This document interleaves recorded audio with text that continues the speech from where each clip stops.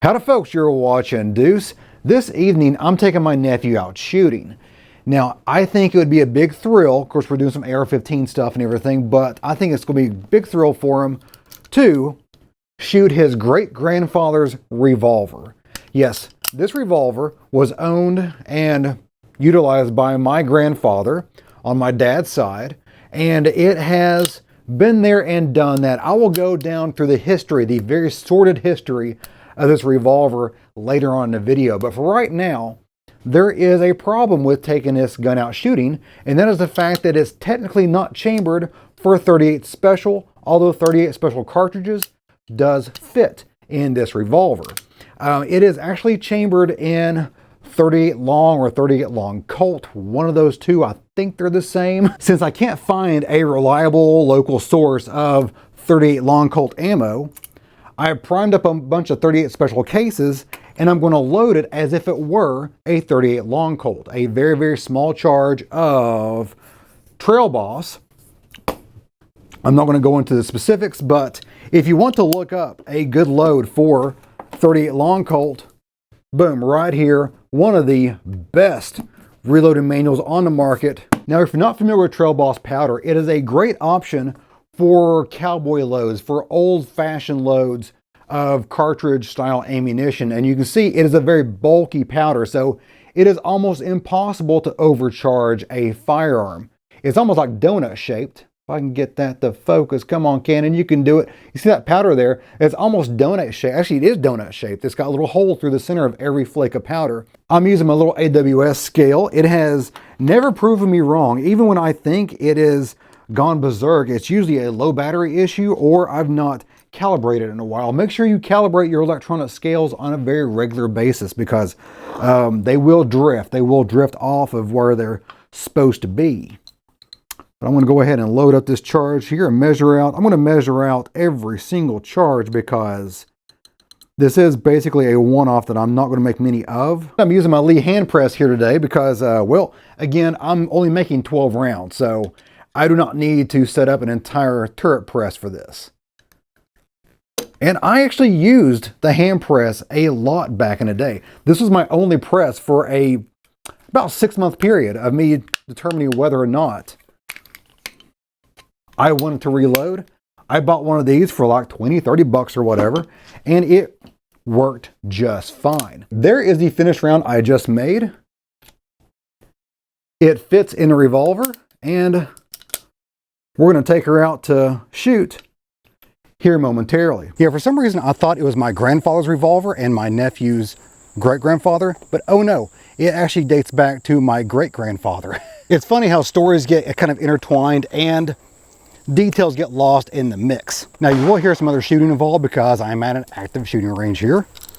All right, 6 rounds of very low charge powder for 38 special. Here we go.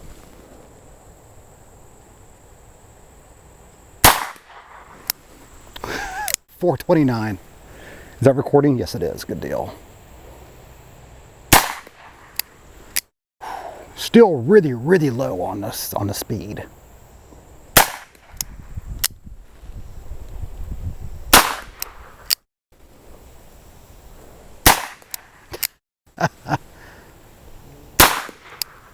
So we're looking between high 300s to low 500s, so that 400 feet per second range, which is not fast. That's not fast at all, but for this super old and non-maintained revolver from over 100 years ago, that's about all I can trust with it. After 2 test runs, I came up with a charge, which I've got 3 rounds left of there, that basically propels a 125 grain bullet to roughly between 400 and 500 feet per second. There's quite a bit of variance there because there's quite a bit of empty space in that cartridge, unfortunately, because that's just kind of the nature of the game. When you're downloading the charge to a safe level for something that is this old and this poorly maintained. But as a longtime reloader, I am confident that these rounds will not damage the firearm or the shooter. A normal 38 long Colt cartridge should be pushing out a 125 grain bullet at roughly 770-ish feet per second. Of course, there's going to be some highs and lows in there as well. This Alpha revolver, while made for 38 long Colt, will fit a 38 special cartridge because 38 special hadn't been invented yet. So it will fit that. I'm not going to shoot it because this one happens to be a pretty spicy. It's not a plus P, I don't think. No, it's not a plus P, but it is a spicy hollow point of a fairly heavy bullet. So I am not going to fire that through this revolver. A very low end power 38 special cartridge is not that much more powerful than your typical 38 long Colt. A 38 special cartridge pushing the same 125 grain bullet should be sending the bullet out of the barrel at about 850 feet per second versus 770, which, you know, again, that is not that much more pressure. It's more than this was technically designed for, but not that much more. Well within the range of possibilities and the measures and standards of the time. But both of those are quite a bit more powerful than I'm willing to put through this old girl. Now let's talk about the revolver itself, because it does have some interesting history involved. Number one, it is basically a copy, a Spanish-made copy of a Smith & Wesson Model 10 K-frame. Of course, those were in 38 Special. This is in 38 Long Colt. But here is the revolver here, the Alpha, and then right there is the K-frame that it's based on, and it looks identical. Even down to the front sight.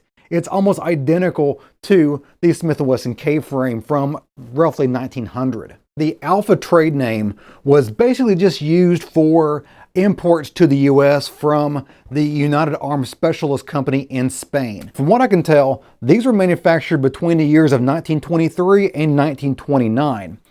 Now, there might have been some later exports, but the company itself pretty much only made them up until about 1930. These were the 1920s versions of High Point. These were copies of a very good firearm, but they were not made of great metal. They were not finished to an incredible level of precision, and they weren't meant to last. They were meant to be used for self-defense purposes, and then maybe as a drop gun. Defend yourself, defend your still, defend your life, whatever, and then you drop the gun and you run, not to worry about it again. Because they were cheap back then, they're cheaper now. These were not heirloom style firearms, not intended to be. This one, through the story that I'm going to tell you, has become an heirloom firearm, even though it is completely worn out and almost unusable for any kind of practical firearm. How did old Deuce here get his ugly mitts on this particular firearm? Well, this has been in my family for many, many generations. It started out being purchased for my great aunt. My great aunt, of course, born in Tennessee on the farm that I shoot at. You see me shooting on the farm that my great aunt was born on. And she decided to go out west and follow a man out west for his fame and fortune and whatnot. And the man that she married unfortunately fell on hard times, and he became a professional gambler. So the man that my great aunt married, which I guess would make him my great uncle, which is, I've never thought of that, but the man that she married started to fear for my great aunt's protection and life and whatnot. So he bought her this back in the 1920s. So this is the cheap Alpha. This would have been the High Point of the time. So he went to a gun store, said, I need a cheap pistol. And this is what he bought her. And this is basically like a drop gun. She carried this with her around all the unsavory nature characters that unfortunately she was involved with because he was involved with them. This was her protection that she carried with her until basically she left the man. She left him and came back to the farm in Tennessee. She left him because he kept on going downhill spiral and whatnot. Once she came back home to the farm in Tennessee, she gave this revolver to my great-grandfather, who used it to protect the farm as far as the crops goes, protect the farm, the livestock. A few years later, my grandfather used this to protect his moonshine still. I mean, basically the farm is not too far away from the old fateful Thunder Road. When you had a farm next to Thunder Road, you probably made some moonshine, which my grandfather did. He was well known for making his moonshine. Apparently it was very, very good. I never had the privilege of tasting it myself, But this was the revolver he used to protect that. Once his distilling days were over, this revolver became the nightstand special. Basically the cheap revolver or cheap pistol you put in your nightstand and hope you never have to use it, which luckily they never did. What kind of value would a normal person place on this revolver? Well, the barrel is crusty as heck. I'll give you, if I can get a picture of it, I'll show you that right now. The barrel is awful. It looks like a sewer pipe. The cylinder has lockup issues. Some of the, look at that. That's supposed to be locked up. It is not. So you got to be really careful when you're pulling a trigger, even on the low power charges that I was making for it. So the cylinder's got lockup issues. It's been slammed shut too many times. It's chambered in an obsolete cartridge 38 Long Colt. The finish is almost entirely patina now at this point. There is no bluing left. I mean, I'm sure it had bluing on it at some point, but it's pretty much just raw steel that's been sitting in a drawer, getting scratched up, dinged up and whatnot, and it is in poor condition, poor quality at best. In your eyes, this will be worthless. This is a piece of garbage paperweight that is revolver shaped. But in my eyes, there is not a single thing I would trade for this. Well, guys, that's it for me today. Hope you enjoyed it. If you did, give me a like and go subscribe. A lot more is on the way. If you have any comments, questions, show ideas, or your own family heirlooms you want to share a story about, leave that in the comments down below, and I try to answer as many of those as possible and talk to you guys. Once this video goes live, I will hang around in the comments section for a couple hours and answer everyone's questions. And as always, you guys have a great day. See ya. So nice.